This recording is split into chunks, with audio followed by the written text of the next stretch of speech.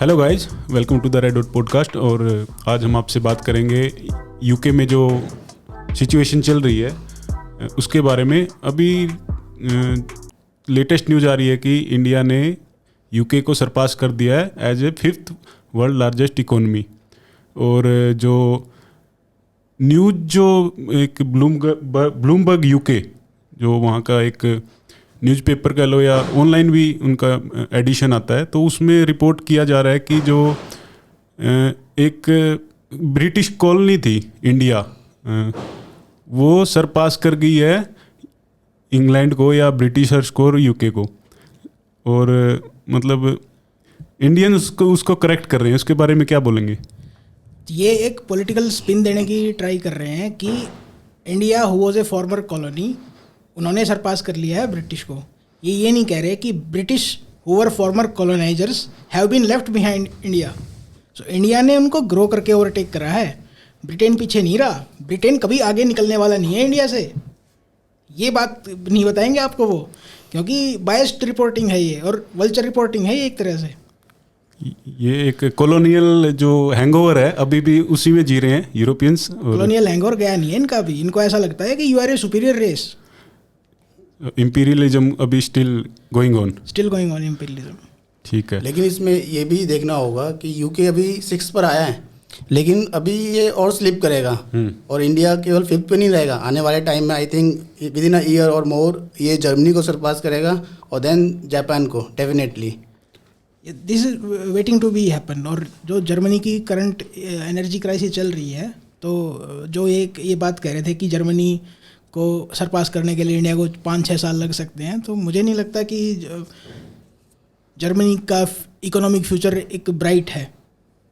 और जापान के भी कुछ ज़्यादा अच्छी सिचुएशन नहीं है, वहाँ भी इन्फ्लेशन है, एनर्जी क्राइसिस वहाँ भी चल रहा है, और उन्होंने न्यूक्लियर रिएक्टर स्टार्ट करने का ये प्लान किया है। बट आई थिंक जापान की इकोनॉमी भी इतनी रिजिलियंट नहीं है, क्योंकि वो भी हाई एंड गुड्स ही बनाते हैं और रॉ मटेरियल की उनके पास कमी है ठीक ठाक। तो अभी जो इसको देखते हैं, कैसे देखेंगे? इन्फ्लेशन जो है कोविड के बाद से ही यूके में काफ़ी ज़ोर शोर पे वहाँ पे चल रहा है। महंगाई, जो कॉस्ट ऑफ लिविंग है, वो काफ़ी बढ़ गया है। हम इंडिया में देख रहे थे जैसे अनएम्प्लॉयमेंट वगैरह, काफ़ी लोग चिल्लम चिल्ली मचा रहे थे कि भाई ये हो गया वो हो गया। लेकिन अब जैसे जैसे चीज़ें बाहर आ रही हैं, क्योंकि India is a big country population wise भी और डेमोग्राफिकली भी। यूरोप में छोटे छोटे वो हैं, एक टाइम पे वो कंटेन कर लेते हैं, उन चीज़ों को दबा सकते हैं या वर्ल्ड के सामने वो स्पिल आउट नहीं करते।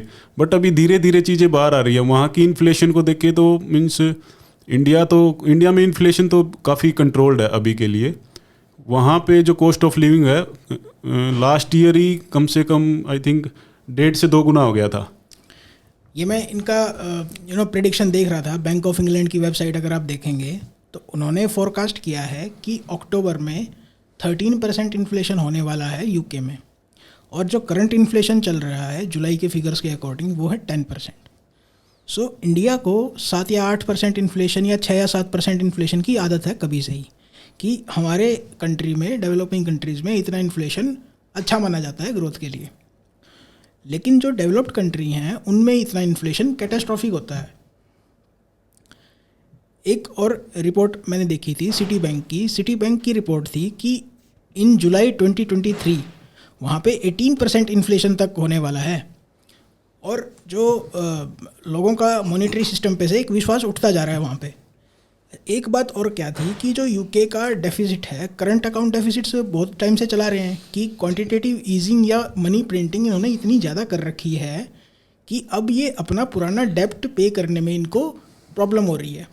तो यूके क्या है, एक more of a service oriented economy है। फाइनेंशियल कंसल्टिंग और ये सर्विसेज ये मेनली ये करते हैं, और ये गुड्स इंपोर्ट करते हैं बाहर से, फिनिश्ड गुड्स भी, मैन्युफैक्चर्ड गुड्स भी। तो जो इनका एक डेफिसिट है कि गुड्स इंपोर्ट करने में इनको ज़्यादा पे करना पड़ रहा है, और इनकी सर्विसेज कम एक्सपोर्ट हो रही हैं कोविड के बाद। सो जो डेफिसिट है वो बढ़ता जा रहा है, और जो ये एक सर्कुलर जो स्पाइरल स्टार्ट हुआ है डेब्ट का, तो इससे इनको निकलने में बहुत ज़्यादा प्रॉब्लम होने वाली है, और ये आगे एक तरह से डिग ही करते जाएंगे और इनकी इकोनॉमी गिरती ही जाएगी। अब रिसेशन तो एक तरह से काफ़ी पॉलिटिकल एनालिस्ट भी हैं और जो पॉलिटिकल क्लास भी है वहाँ पे, रिसेशन को तो वो ये कह रहे हैं कि शॉर्ट आएगी ही आएगी। एक हम आपको आर्टिकल दिखाते हैं, ये आर्टिकल यूके के मेन न्यूज़पेपर डेली टेलीग्राफ का आर्टिकल है, और ये एक बिग 3 न्यूज़पेपर में आता है, एक सीरियस न्यूज़पेपर्स में वहाँ पे डेली टेलीग्राफ, और आर्टिकल उनके एडिटर ने लिखा है। ये किसी जूनियर स्टाफ ने आर्टिकल नहीं लिख रखा। आप इसकी हेडिंग देखिए, Putin has pulled off A shock win that could destroy the free world. अब ये एक तरह से जो एक इसमें साइकोलॉजी में ये होता है कि ग्रीफ की 5 स्टेज होती हैं, denial, anger, bargain, depression and then acceptance. अब ये एक्सेप्टेंस वाली स्टेज पे धीरे धीरे आना स्टार्ट हुआ है इनका। अब इनको एहसास हो रहा है कि रशियन इकोनॉमी एक गैस स्टेशन नहीं है जो ये इन्होंने जोक बना रखा था कि Russia is a gas station with nukes. अब इनको समझ में आ रहा है कि Russia has the leverage to destroy them, और Russia is currently destroying them. Putin ये स्टार्टिंग से ही कह रहे थे कि जितना आप टाइम वेस्ट करेंगे उतनी आपकी नेगोशिएशन की अपॉर्चुनिटीज़ हैं वो घटती जाएंगी, और अब नेगोशिएट करने के लिए कुछ बचा ही नहीं है। काफ़ी हद तक यूक्रेन को रशिया ने डिस्ट्रॉय कर दिया है। So why will Russia negotiate with anyone? और ये जो यूरोपियंस हैं या अमेरिकन्स हैं, they are doubling down every day. हर रोज़ वो यूक्रेन में वेपन्स सेंड कर रहे हैं। अभी 24 अगस्त को शायद यूएस ने अनाउंस किया था कि $3 बिलियन के वेपन दे रहे हैं वो। जर्मनी ने भी कहा था $500 मिलियन के वेपन हम दे रहे हैं। So they are not backing out, और उनका ये जो है कि भाई हम Ukraine will win the war, और इसके पीछे इनकी ईगो और इनकी इतनी ज़्यादा इन्होंने इसको एक तरह से कॉर्नर में अपने आप को डिग कर लिया है कि they can not back down now. और बाकी इन्फ्लेशन में अगर ऐड करें तो अगर आप देखेंगे कि इन्फ्लेशन का असर जो है उनकी करेंसी पे भी दिख रहा है।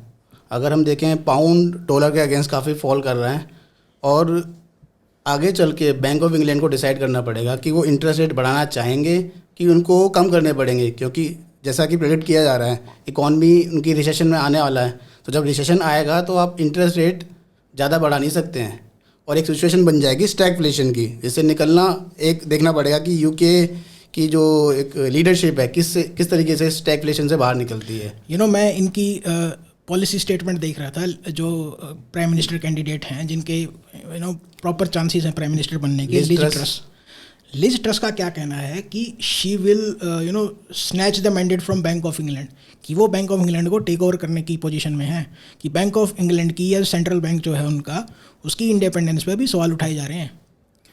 और जो इनकी ये है इंटरेस्ट रेट अगर ये बढ़ाएंगे तो इनकी इकोनॉमी जो है वो रिसेशन में जाएगी ही जाएगी, क्योंकि जो वहाँ पे बहुत सारे लोग हैं वो गवर्नमेंट सब्सिडीज़ पे ही गुजारा कर रहे हैं काफ़ी हद तक। वेलफेयर मेजर्स इतने ज़्यादा हैं वहाँ पे कि लोगों ने अपने आप को एक तरह से एम्प्टी बिना स्किल्स के हो गए हैं लोग काफ़ी। Because they are getting incentives from the government, so they think they no longer need to work or they no need to earn, क्योंकि उनको इंसेंटिव मिल रहे हैं। हाँ, लाइक जैसे सिंगल मदर रहते हैं और उनको काफ़ी मीन्स इंसेंटिव काफ़ी दिए जाते हैं कि दे कैन मतलब लीड ए लग्जरी लाइफ। मतलब इंडिया की तरह नहीं है भाई आप काम करो, हार्ड वर्क करो तभी आपको मिलेंगे।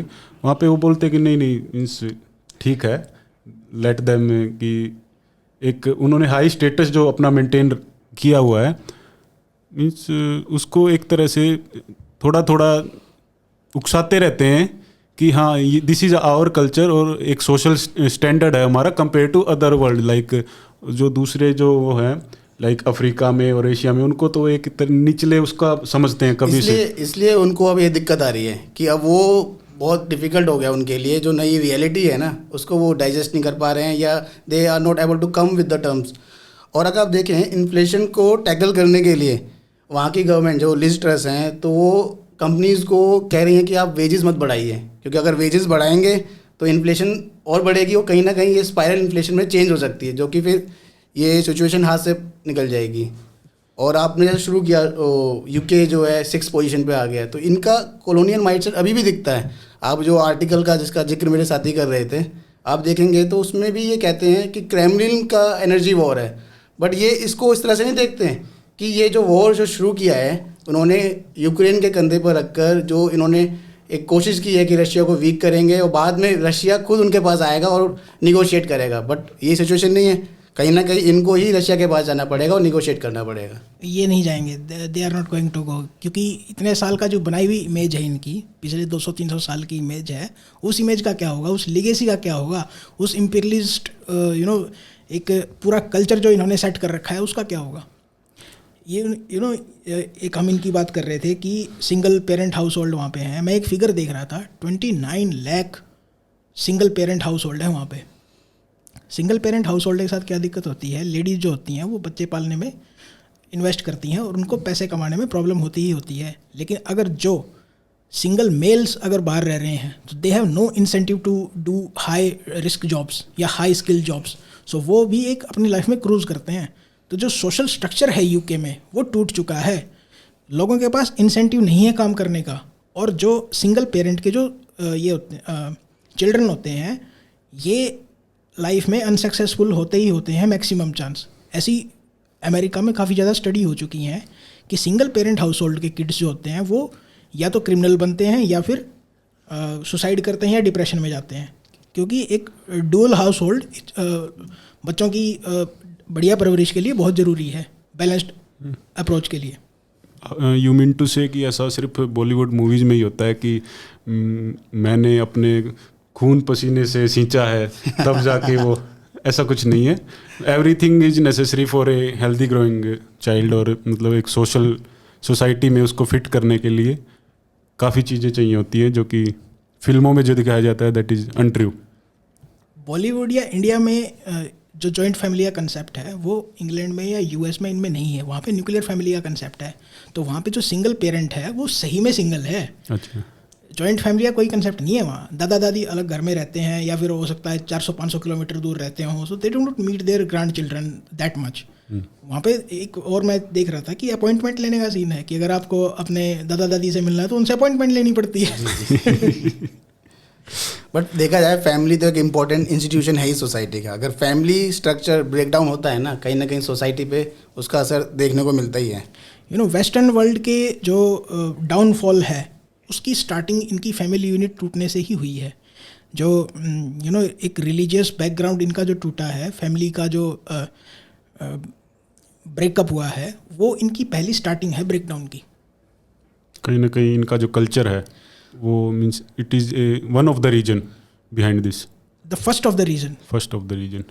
अगर फैमिली यूनिट ब्रेकडाउन नहीं होती तो they could have come out of a recession easily. Okay, अभी जैसे ट्विटर पे या काफ़ी ट्रेंड्स चल रहे हैं सोशल मीडिया प्लेटफॉर्म्स पे कि वो प्रोटेस्ट कर रहे हैं, ईट और heat, don't pay energy bills, ये वो क्राइसिस तो है ही, फूड क्राइसिस भी आने ही वाला है। अभी एनर्जी क्राइसिस है, इलेक्ट्रिसिटी क्राइसिस जो भी है, काफ़ी लोग जो है मीन्स प्रोटेस्ट कर रहे हैं। अभी एक मैं आर्टिकल पढ़ रहा था तो उस पर था कि जो टिकटॉक पे ट्रेंड में चल रहा है कि लाइक बजट मील्स इस टाइप के हैशटैग चला रहे हैं और उस पर means crores of views are coming और लोग उनको मतलब फॉलो कर रहे हैं ताकि means where are the opportunity to get चिल्लर कैसे बचाएं।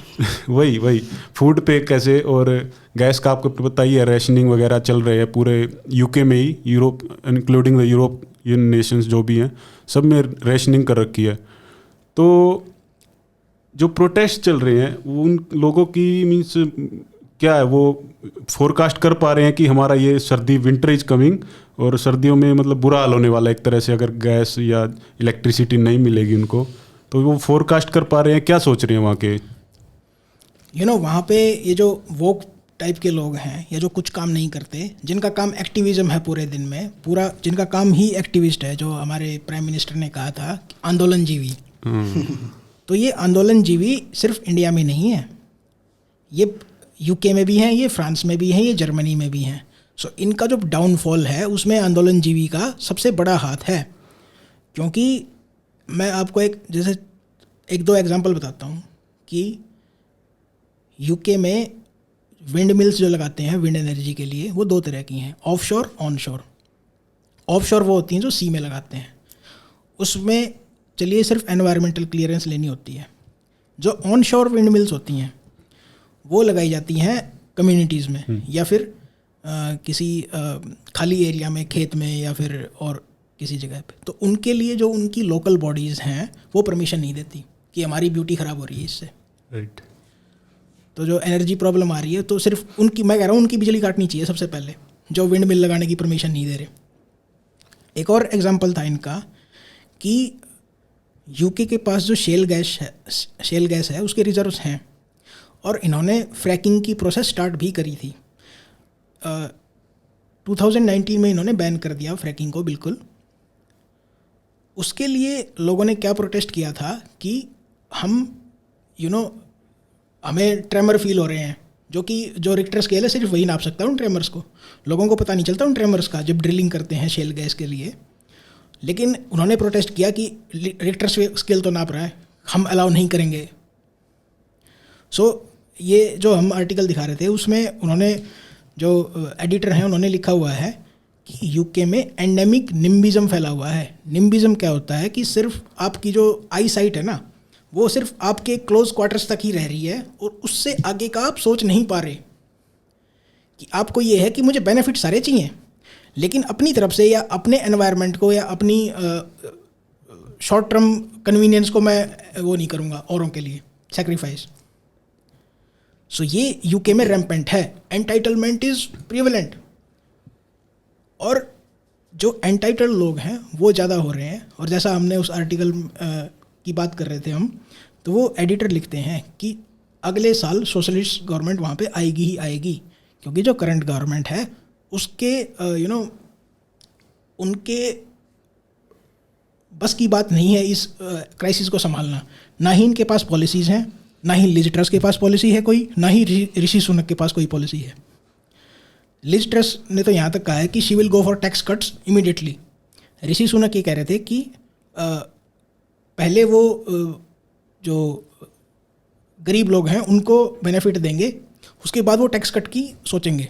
लेकिन लिज ट्रस ने कहा कि she will go for tax cuts immediately. ये सब पॉलिटिकल वादे होते हैं जो लुभाने के लिए किए जाते हैं। कितना होगा कितना नहीं वो आने वाला टाइम बताएगा। अभी डिक्लेयर हो जाएगा, थोड़े दिनों बाद में पता चल ही जाएगा। हीट और हीट में एक चीज़ ऐड करूंगा मैं कि अगर वो आप आर्टिकल का जिक्र कर रहे थे तो आप देखेंगे कि ये जो कॉलोनियल हैंगओवर आप जो बता रहे थे कि इनकी एक आदत है, ये हमेशा दूसरे पे ब्लेम करते हैं, कभी अपनी गलती नहीं मानते हैं कि ये क्रेमलिन का एनर्जी वार है और ये फ्री वर्ल्ड पर अटैक है। तो किस फ्री वर्ल्ड की बात करते हैं? और जब यूके को हार्ड ऑप्शन मिल रहा है कि हम खाना खाएं या घर गर्म करें, ईट और हीट, तो यहाँ पर मुझे याद आता है विंस्टन चर्चिल जब 1943 में फेमिन आया था इंडिया में, जो कि कहा जाता है कि आर्टिफिशियल फेमिन था वो। आर्टिफिशियल मतलब ब्रिटिश ने, जो ब्रिटिश क्यों कहें इनको, ब्रिटिश ने इंजीनियर किया था ये। तो विंस्टन चर्चिल कहता है कि I hate Indians, they are beastly people with beastly religions. और जब इंडियंस जो कि लीगली जब इन्होंने they demanded food, he said, I quote, it's their fault, they breed like rabbits. तो आप देखेंगे कि ये इनका हर जगह मिलेगा। और स्टिल अगर आप आर्टिकल भी देखेंगे, slowly and gradually they are realising कि जो ये यूक्रेन रशिया का था उसका फॉल आउट कहीं ना कहीं कंसिक्वेंसेस इनके ऊपर भी आ रहा है। तो ये रिकग्नाइज कर रहे हैं कि ये जो इम्पेंडिंग डेंजर है यूके को भी अब हार्ड चॉइसेस करने पड़ेंगी। एक बार हम ये वो आर्टिकल देखते हैं, उसकी फाइनल लाइंस देखेंगे एक बार। बाकी जब आपने कहा कि सोशलिस्ट की तरफ जाएंगे, तो it's happen when you have a society free of government intervention. तो ऐसा होता है कि जब आपके पास टैक्स देने वाला कोई नहीं है, खाने वाले सबसे ज़्यादा हैं, तो सोशलिज्म इज नेचुरल, उसका वो है, वो आउटकम है। बिल्कुल लास्ट पैरा दी गई है। तो सोशलिज्म का मतलब ये भी कि अब ये गरीब हो गए हैं और इनको अब राशन बांटना पड़ेगा, कह सकते हैं क्या? बांट रहे हैं वो राशन। वहाँ पे फूड बैंक्स स्टार्ट हो चुके हैं गवर्नमेंट की तरफ से प्रोवाइडेड जो फूड बैंक्स हैं, और लोग लाइन लगाते हैं वहाँ पे। दे कीप लाइन में खड़े होते हैं और खाना खाते हैं। थोड़ा नीचे करना। Why did Britain and Europe allow themselves to become Putin hostages. और एक ये कह रहे थे कि ये ऐसा टाइम है जब यूएस का जो लिविंग स्टैंडर्ड है इट विल कि ये लिविंग स्टैंडर्ड में यूएस इनसे आगे निकल जाएगा वेस्टर्न यूरोप से। मैं कह रहा हूँ चाइना तुमसे ऑलरेडी आगे निकल चुका है। किस उसमें आप जी रहे हैं? जो पर कैपिटा इनकम है या जो चाइना की परचेजिंग पावर पैरिटी है इनसे बहुत ज़्यादा ऊपर है चाइना। ये जो नॉमिनल टर्म्स में जीडीपी को ये करते हैं वो एक करेक्ट मेजर नहीं है, ट्रू इंडिकेटर नहीं है। जो ओरिजिनल इंडिकेटर है वो होता है परचेजिंग पावर पैरिटी, कि आप वहाँ पे कितना कमा रहे हो और वहाँ पे क्या खरीद सकते हैं या वहाँ पे आपका लिविंग स्टैंडर्ड क्या है। इवन मैं ये कहूँगा कि जो टॉप 10% इंडिया में है उनका लिविंग स्टैंडर्ड यूरोप से काफ़ी अच्छा है या यूएस से भी काफ़ी हद तक अच्छा है। चलिए चलते हैं एनर्जी क्राइसिस की तरफ। यूके अपनी एनर्जी को लेके मीन्स काफ़ी हद तक it is a net importer of energy, जो कि अपने आसपास में मेनली फ्रॉम नॉर्वे और कुछ उसका यूएस से आता है और भी आसपास के पड़ोसी देश है जो उनसे लेता है। तो वो डिपेंडेंट है काफ़ी हद तक। मीन्स थोड़ा बहुत उसके पास जो भी एनर्जी के सोर्सेज हैं क्रूड ऑयल वगैरह वो काफ़ी कम है और वो ग्रेजुअली पिछले 1 और 2 डिकेड से कम होते गए हैं। और फ्रैकिंग आपने बताया, फ्रैकिंग इट्स नॉट वाइबल। जो वहाँ के एनालिस्ट हैं उन्होंने बताया कि they can not depend on this. और जो विंड एनर्जी की आप बात करें इस साल वो बता रहे हैं कि इट्स नॉट मीन्स उनके लिए अच्छी नहीं गई है, काम एटमॉस्फेयर है। तो उससे भी वो एक तरह से सॉल्यूशन नहीं निकाल पाए इसका, कुछ कंपनसेट कर सके उसको।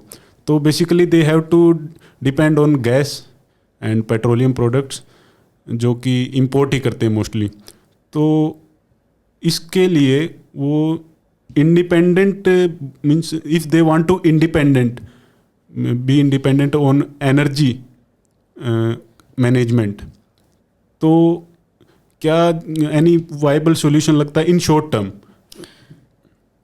शॉर्ट टर्म का इनके पास कोई भी सॉल्यूशन नहीं है। लॉन्ग टर्म सॉल्यूशन के लिए ये एक्ट कर रहे हैं न्यूक्लियर पावर पे, लेकिन शॉर्ट टर्म के लिए इनके पास कोई सोल्यूशन नहीं है। अभी हम कल न्यूज़ देख रहे थे कि रशिया ने नॉर्ड स्ट्रीम 1 पाइपलाइन को टोटली बंद कर दिया है।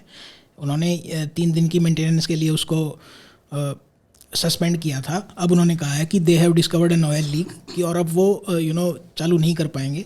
तो रशिया वाले जो हैं फिनलैंड बॉर्डर पे अपनी गैस जला रहे हैं। तो यूरोप ने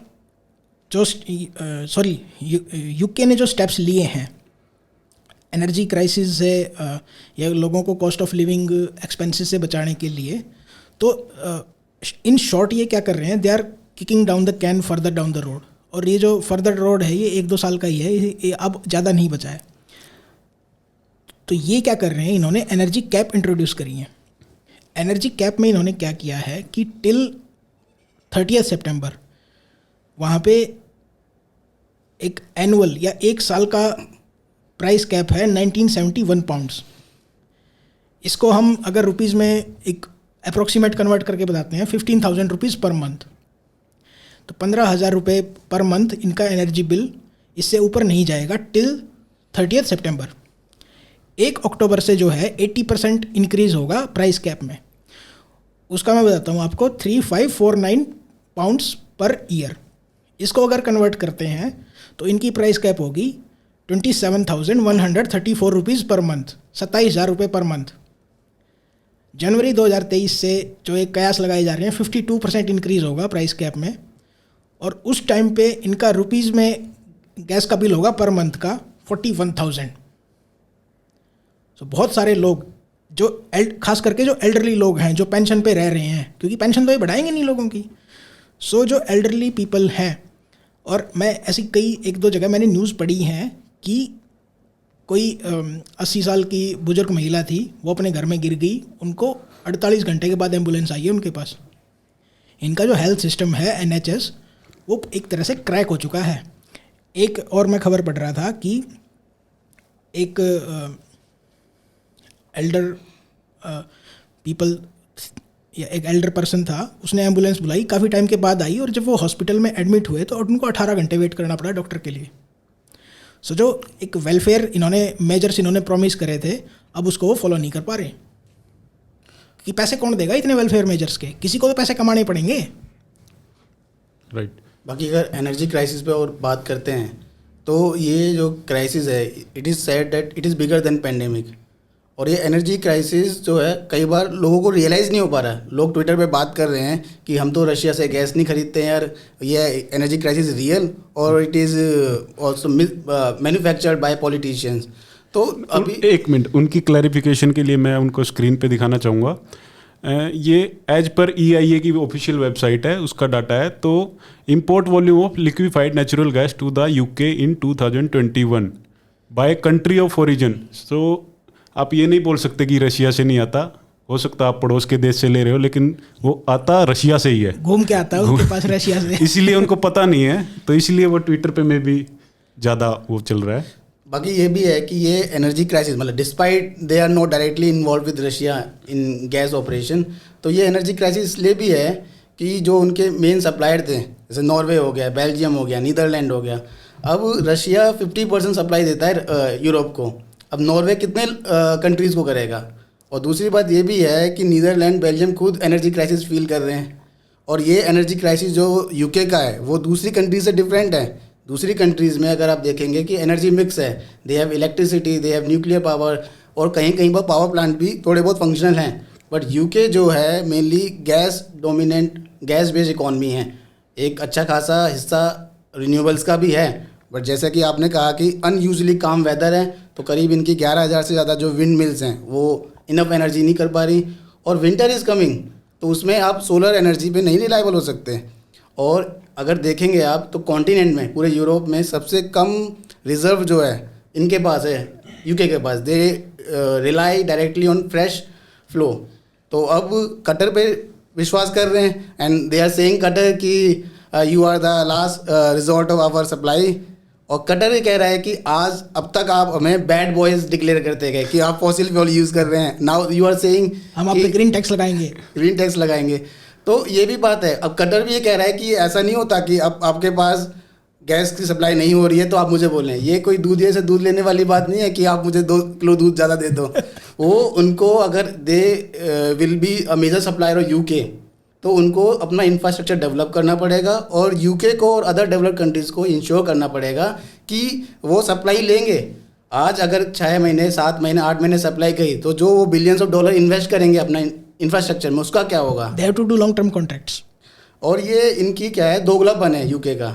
COP26 में कहते हैं कि इंडिया चाइना से कि आप अपना ये जो है फॉसिल फ्यूल्स का कम करो, but when they are heavily dependent natural gas, वो भी एक तरह का फॉसिल फ्यूल है। तो वो ये अपने आंगन में नहीं देखते, दूसरे को क्रिटिसाइज करते हैं। तो अभी चलेंगे वहाँ पे जो वर्कर्स हैं, जो UK के कॉमन मैन कह लो, मिडिल क्लास आदमी जो वहाँ पे काम करता है, रेलवे में, फैक्ट्री में, किसी भी मीन्स ऑर्गेनाइजेशन से जुड़ा हुआ है, और वो अभी आवाज़ें वहाँ पे उठने लगी है, स्कॉटलैंड में भी और UK में भी। उसका मेन रीज़न एक तो मैं दिखाऊंगा स्क्रीन पे, ये बोल सकते हैं। वहाँ पे जो डिमांड है नेचुरल गैस का, वो रेजिडेंशियल 41% और इलेक्ट्रिसिटी एंड हीट 35%, तो मोस्टली 76% आप कह सकते हो वो लोगों को डायरेक्टली चाहिए गैस, और वो they are heavily dependent on this. तो उनका चिल्लम चिल्ली बनता भी है, और सर्दियां भी आ रही हैं, तो उनको मेरे ख्याल से ये लग रहा है कि अब हम जाएं तो जाए कहाँ। एक स्ट्राइक का वहाँ पे सिलसिला स्टार्ट हुआ है कि लोग ये कह रहे हैं मेनली कि हमारी वेजेस या हमारी सैलरी इतनी नहीं है कि हम बिल्स पे कर पाएँ।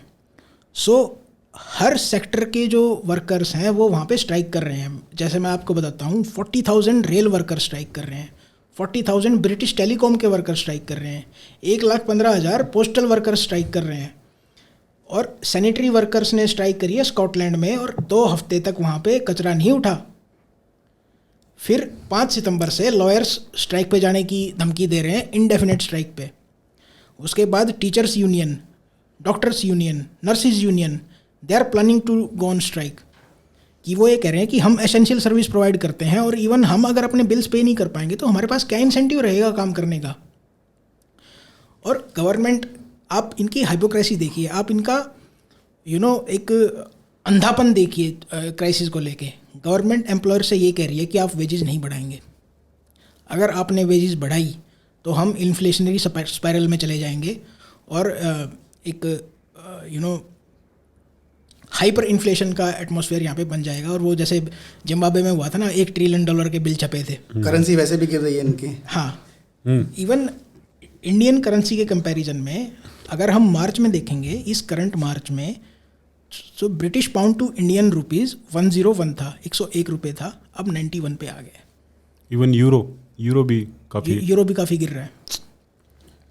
तो बाकी अगर इसमें ऐड करें, ये क्या है, कास्केडिंग इफेक्ट है। इन्फ्लेशन हाई हो गई है, एनर्जी क्राइसिस है, डर का माहौल बना हुआ है, तो सोशल अनरेस्ट होना नॉर्मली है। और जो वहाँ की पॉलिटिक्स है, वहाँ भी कोई स्टेबल गवर्नमेंट नहीं है अभी। 5 सितंबर को डिसाइड होगा कौन पीएम बनेगा, क्या पॉलिसी रहेंगी, वो देखा जाएगा। बट ये जो एनर्जी क्राइसिस और इन्फ्लेशन है ना, उससे आप देखेंगे कि यूके की इकॉनमी, जो आप बता रहे थे, सर्विस बेस्ड है। तो छोटे छोटे रेस्टोरेंट जो है उनको शट डाउन करना पड़ रहा है। जब हज़ारों की जब उनका बिल 10 गुना 12 गुना बढ़ जाएगा तो हाउ विल दे सर्वाइव। तो कहीं ना कहीं ये सोशल अनरेस्ट हर सेक्टर में है, एम्प्लॉयमेंट में भी है, सर्विस सेक्टर में भी है। हर वर्क जो है वो अब इन द आर्म्स है। हालात कह सकते हैं बहुत बुरे हैं। अच्छा, जो यूनाइटेड किंगडम है, क्या वो अब सही में यूनाइटेड रह गया है?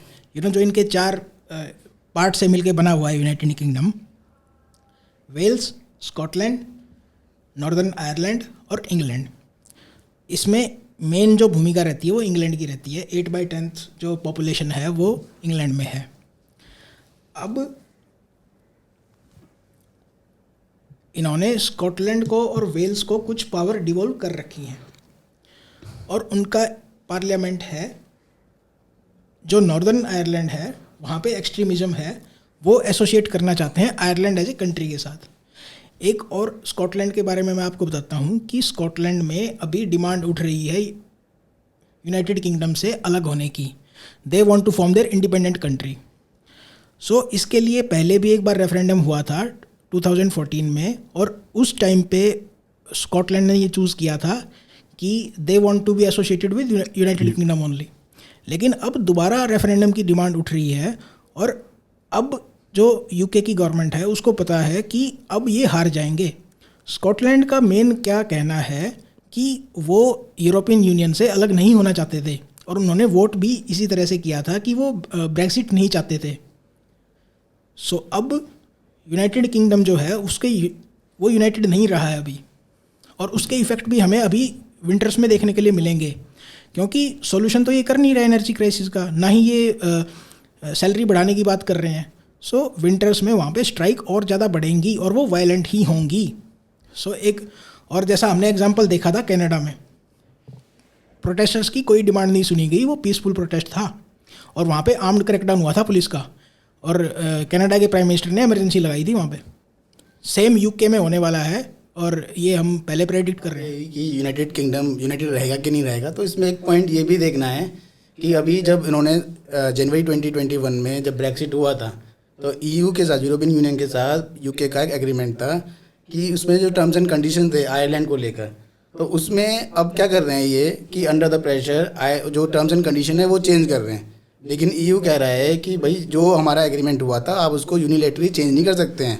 पहले क्या था कि आयरलैंड जो है अभी भी आयरलैंड जो है कंटिन्यूस बॉर्डर है उसका ईयू के साथ, तो जब ये यूरोपियन यूनियन में थे तब तो free flow of goods and services हो रहा था। बट नाउ जब यूके ईयू से अलग हो गया है तो बात ये आ रही है, यूरोपियन यूनियन कह रहा है कि जो आपके गुड्स आएंगे आयरलैंड के थ्रू तो आप वहाँ एक बॉर्डर बनाएंगे और आप खुद ही चेक करेंगे, क्योंकि ईयू में फूड और अदर गुड्स को लेके स्ट्रिक्ट लॉज हैं। लेकिन आयरलैंड कुछ यूनियनिस्ट पार्टी हैं जो कि आयरलैंड को यूके का एक अभिन्न हिस्सा मानता है, तो वो इसका विरोध कर रहे हैं। तो एक नदर्न आयरलैंड प्रोटोकॉल करके भी इशू बन रहे हैं और देखना पड़ेगा कि नई लीडरशिप कैसे इससे बाहर निकलती है। इनका एक और ये बताता हूँ आपको, जब इन्होंने यूरोपियन यूनियन से एग्जिट किया था तो मैं बैंक ऑफ इंग्लैंड की वेबसाइट देख रहा था, उस पर उन्होंने ये लिख रखा था कि वहाँ पे नौकरियाँ खाली पड़ी हैं। जो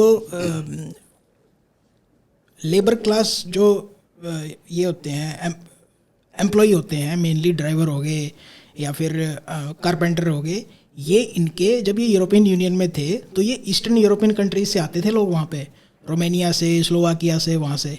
तो अब वो लोग आ नहीं पा रहे हैं वहाँ पे, उनको वीज़ा नहीं मिल रहा है या फिर ड्यू टू सम रीज़न वो नहीं आना चाह रहे हैं। सो इनके पास वर्कर्स की भी शॉर्टेज है और ये जो वोक लोग हैं इनको फ्री में खाना भी चाहिए। एक न्यूज भी आई थी ना, मीन्स जब ये हुआ था तो पेट्रोल पंप में वो सप्लाई के लिए ड्राइवर नहीं मिल रहे थे इनको, और इन्होंने आर्मी को लगाया था पेट्रोल सप्लाई करने के लिए। राइट। तो ये हाल है। तो यूनाइटेड तो नहीं है, बोल सकते हैं एक तरह से। यूनाइटेड किंगडम कितने दिन और यूनाइटेड रहेगा वो बात की बात है। यूरोपियन यूनियन को लेके भी संशय है लोगों के मन में। क्या यूरोपियन यूनियन में जो भी हैं, France, Germany, Italy, Poland, Germany, जो भी रोमानिया, सब जितने भी कंट्रीज हैं, क्या वो यूनाइटेड हैं ईयू में और एक दूसरे से उनका जो मतलब इश्यूज हैं, छोटे छोटे इश्यूज हैं, वो उनसे ऊपर नहीं उठ पा रहे हैं अभी। जैसे जब तक इनकी जर्मनी की चांसलर थी एंगेला मर्केल, तब तक she was a default head of the European Union. और जो यूरोपियन यूनियन के जितने भी मेंबर हैं they all want to pull down Germany, खास करके फ्रांस। अभी जब से ये फ्रांस के ये प्रेसिडेंट आए हैं इमैनुअल मैक्रोन, सो मैक्रोन का ये है कि he wants to now head the European Union, और ये जर्मनी को पुल डाउन कर रहे हैं इसके लिए। अभी रिसेंट कल परसों की खबर हम देख रहे थे कि पोलैंड से डिमांड आई है कि वो जर्मनी से रिपेरेशन चाहते हैं 1.3 ट्रिलियन डॉलर्स की सेकेंड वर्ल्ड वॉर के लिए। और जर्मनी ये कह रही है कि the matter was settled before, कि मैटर सेटल्ड है, हमारे पास कोई कमेंट्स नहीं है इसको देने के लिए। माफ़ी मांग ली उन्होंने पहले। हाँ, तो पैसे नहीं देंगे, माफ़ी मांगते हैं। और ये जो डिमांड है पोलैंड से, ये कोई मजाक में नहीं है। रूलिंग पार्टी के एक मेंबर ने डिमांड करी है ये, और they are very serious about it. मैं उनकी स्पीच सुन रहा था तो काफ़ी लोग थे और वो उनके साथ हाँ में हाँ मिला रहे थे। पोलैंड काफ़ी टाइम से ईयू से, एक तरह से यूरोपियन यूनियन से पैसे ऐंठने की बात कर रहा है। वो नॉर्वे से भी कहता है कि तुम इतनी गैस बेच रहे हो, कुछ पैसे हमें भी दे दो। कि हम इतने यूक्रेन का मेन जो रिफ्यूजीज का ब्रंट है वो हम ले रहे हैं, तो हमें कुछ दे दो भाई। दर्शकों की जानकारी के लिए बता दें कि जो यूरोपियन यूनियन में ये नेशंस जितने भी हैं वो एक तरह से यूनाइटेड कभी थे ही नहीं। उनका हिस्ट्री पास्ट देखेंगे ना तो भी सेकेंड वर्ल्ड वार में भी जर्मनी ने अटैक किया था पोलैंड पे, तभी सेकेंड वर्ल्ड वार शुरू हुआ था।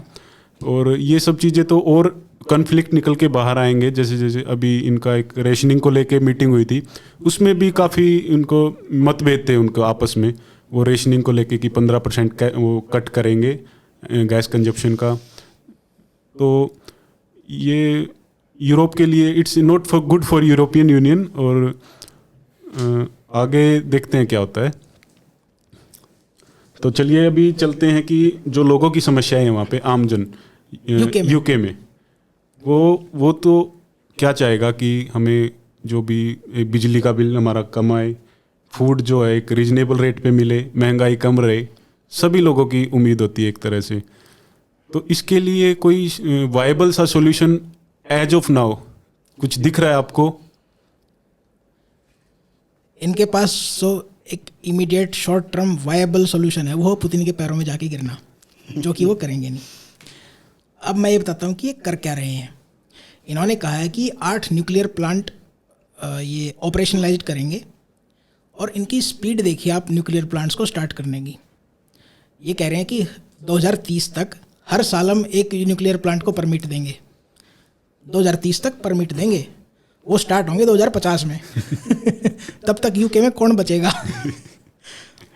और जो इनकी लेबर पार्टी है, जो करंट सरकार है वो कंजर्वेटिव पार्टी की, जो लेबर पार्टी है जो अपोजिशन में है, वो ये कह रहे हैं कि आप नॉर्मल होम्स में इंसुलेशन बढ़ाइए ताकि हीट लॉस कम हो। तो उससे कितना लॉस बचेगा? कुछ लोग कंबल देने की बातें भी कर रहे हैं। वो वायबल सॉल्यूशन है। विंटर इज कमिंग, तो सबसे बढ़िया है, बढ़िया सी रजाई लो, कश्मीर से पश्मीना शॉल वगैरह ऑर्डर करो। और ये भी है कि ये क्या करते हैं, कंज्यूमरिस्ट एटीट्यूड को ना बढ़ावा देते हैं। अब उनको ये जानना पड़ेगा और मानना भी पड़ेगा कि सेल्फ सफिशिएंट बनो, थोड़ा लेबर करो, थोड़ा कठिनाइयाँ झेलो, और भी कंट्रीज कर रही हैं। प्राइम मिनिस्टर मोदी की स्पीच सुनो, आत्मनिर्भर बनो। अच्छा, एक ये क्या सॉल्यूशन दे रहे थे कि जो वहाँ पे एनर्जी पॉलिसी है, जो रिन्यूएबल्स एनर्जी है वहाँ पे, विंड एनर्जी और सोलर एनर्जी, तो वो गैस के कंपैरिजन में होती है सस्ती। और इन्होंने जो फर्म है रिन्यूएबल एनर्जी वाली, उनको इंसेंटिव देने के लिए क्या कर रखा था कि आपकी जो इलेक्ट्रिसिटी होगी वो बिकेगी गैस वाली इलेक्ट्रिसिटी के दाम पे। सो जो विंड एनर्जी जनरेट करने वाली फर्म्स हैं वो विंड फॉल प्रॉफिट कमा रही हैं अभी। तो ये कह रहे हैं कि जो उनका ओरिजिनल प्राइस है, जो कि उनका ओरिजिनल प्राइस है आई थिंक $63 पर मेगावाट आवर, सो उस प्राइस पे उनको इलेक्ट्रिसिटी बेचनी चाहिए। और उससे ये इन्होंने एक कैलकुलेशन से निकाला है कि हर हाउस होल्ड को 250 पाउंड्स का फ़ायदा होगा। तो अगर एनर्जी रेट अगर 4000 पाउंड्स जा रहे हैं तो 250 पाउंड का फ़ायदा निकाल के भी क्या कर लेंगे वो। लेकिन जोरिस जॉनसन तो कह रहे हैं कि 20 पाउंड की केटल लाओ नहीं, और आप हर साल 10 पाउंड का बिल बचाओ। इसलिए तो उनको प्राइम मिनिस्टर से निकाला गया है। ऐसी बात करते हैं वो। ऐसा इमरान खान भी गद्दे बेच के एक बार पाकिस्तान को रिवाइव करने चले थे। बोरिस जॉनसन ने पूरे इंग्लैंड में लॉकडाउन लगा के और अपने ऑफिस में पार्टी कर रहे थे, बूझ पार्टी, इसलिए उनको निकाला गया है। सो जो इनकी रूलिंग क्लास है वो डिजेनरेट हो चुकी है। It's a crisis going to happen, और काफ़ी लोग इसमें हताहत होने वाले हैं। बाकी आपको क्या लगता है क्रिसमस कैसा रहेगा इसका? आई थिंक क्रिसमस ट्री जो रहता है उसमें ढेर सारी लाइट रहती है, तो इलेक्ट्रिसिटी बिल जैसे जा रहे हैं मुझे नहीं लगता वो ज़्यादा जला पाएंगे। तो कॉमन मैन, रिच जो है जैसे वो they can bear the charges जो भी रहते हैं। कितने रहते हैं वो? 10% रहेंगे मुश्किल से रिच पीपल। बाकी जो आम जनता है वहाँ पे, तो उनको कैंडल जला सकते हैं बेचारे, और क्या। इनका जो एनर्जी बिल्स का परसेंटेज है वो 13 to 20% ऑफ इनकम हो चुका है। कि अगर कोई 20,000 रुपये कमाता है तो वो 4 या 5,000 या 6,000 रुपये एनर्जी बिल पे कर रहा है। सो वो वायबल नहीं है। उसके बाद उनको पेट्रोल की कॉस्ट भी देनी होती है, वो भी घट थोड़ी रही हैं, और वो भी बढ़ रही हैं। वो पब्लिक ट्रांसपोर्टेशन को काफ़ी चीप कर रहे हैं ताकि लोग उस पर शिफ्ट हो जाएं। जर्मनी में किया था और वो अब प्लान अब ख़त्म होने वाला है। सो वो टिका नहीं वो, क्योंकि पब्लिक ट्रांसपोर्ट भी तो फॉसिल फ्यूल से ही चलता है ना। या तो इलेक्ट्रिसिटी से चलेगा या पेट्रोल डीजल से चलेगा, वो फॉसिल फ्यूल से ही बनेगी। तो उसमें सब इंपोर्ट ही करते हैं पूरा। तो एज ऑफ नाउ आप बोल सकते हो कि शॉर्ट टर्म वायबल सॉल्यूशन नहीं है। धीरे धीरे स्टेप लेंगे तो दे मे सर्वाइव और मे गेट आउट ऑफ दिस, जो इसको क्या बोलते हैं, क्राइसिस। नहीं, मैं I will put my neck out, और मैं ये कहूँगा कि ये रिसेशन नहीं है, ये डिप्रेशन है इनके लिए। तो ये जो एक्सेप्ट कर रहे हैं कि रिसेशन आ रहा है, रिसेशन आ रहा है, रिसेशन नहीं आ रहा, इनका डिप्रेशन आ रहा है। इकॉनमी में डिप्रेशन और लोगों में भी डिप्रेशन।